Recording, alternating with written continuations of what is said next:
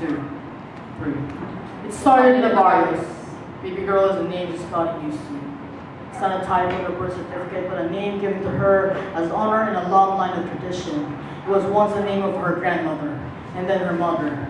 It is the name of salvation, a promise of a better tomorrow. The name same as the biblical hero, she was blessed by her destiny. It started in the barrios.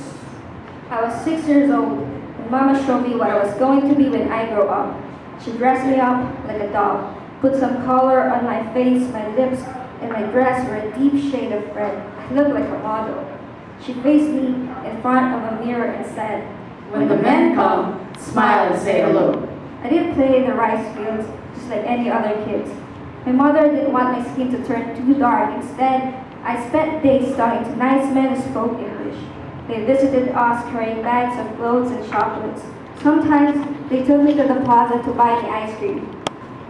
One of them always asked me to sit on his lap. He liked sniffing the back of my neck, his mouth touching my skin. One day, my mother told me to spend the night with him to get some school allowance.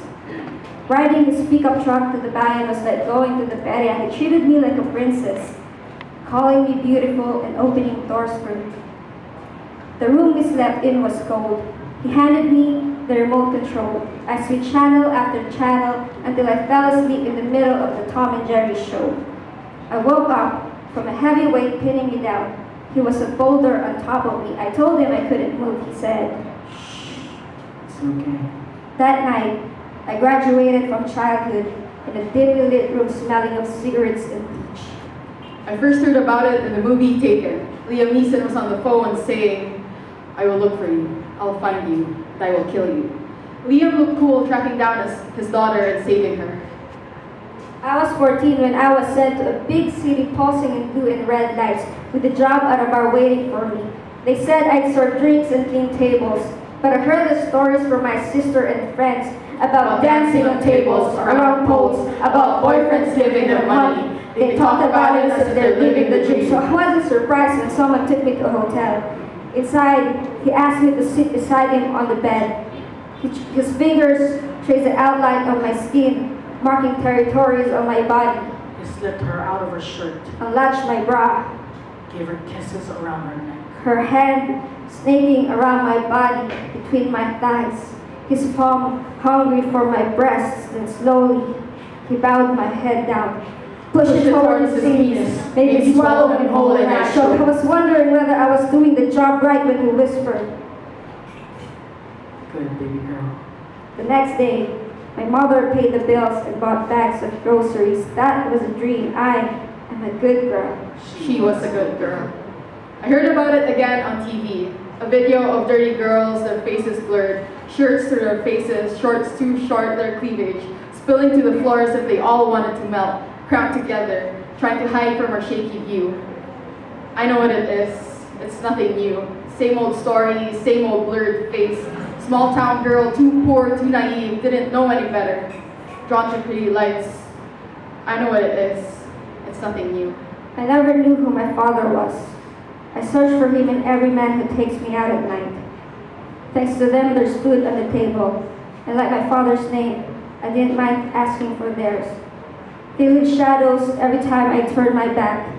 Their arms are cradles for children who don't know what lullabies are. They can crush my skull if I refuse to do what they want me to do. But I'm used to it. It's not that different from where I used to sleep. My friends have the same eyes as my mother and my sister. They sparkle with the night lights in the morning. Their eyelashes are curtains signaling the end of some sad show. When they look in the mirror, it's as if they're staring at me. And I wonder if they're proud of me for becoming like them.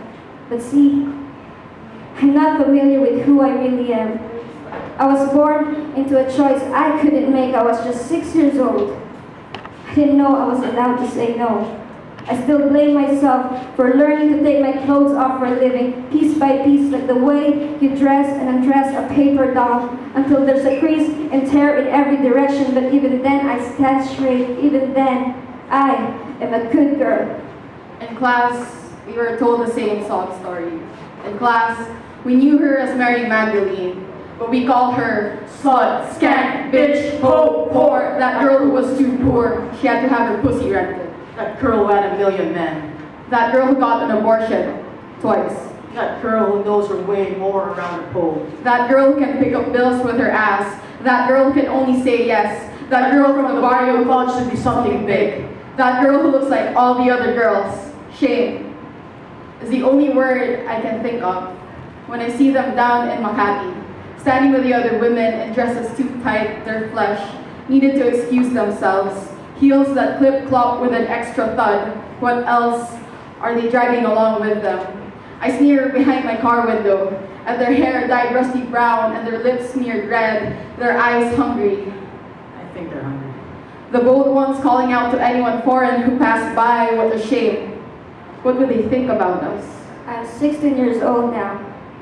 Don't ask me what I wanted to be when I grow up. Ask me what I want to do if I can be a child again, because I'm tired of playing hide and seek with myself. I have molded myself into the cast they made. We all look the same to most people now. I see the way you glance at me from head to toe. Do you even notice my eyes? Do not look away. I wish this was all in the movies. I hear the whispers in the songs.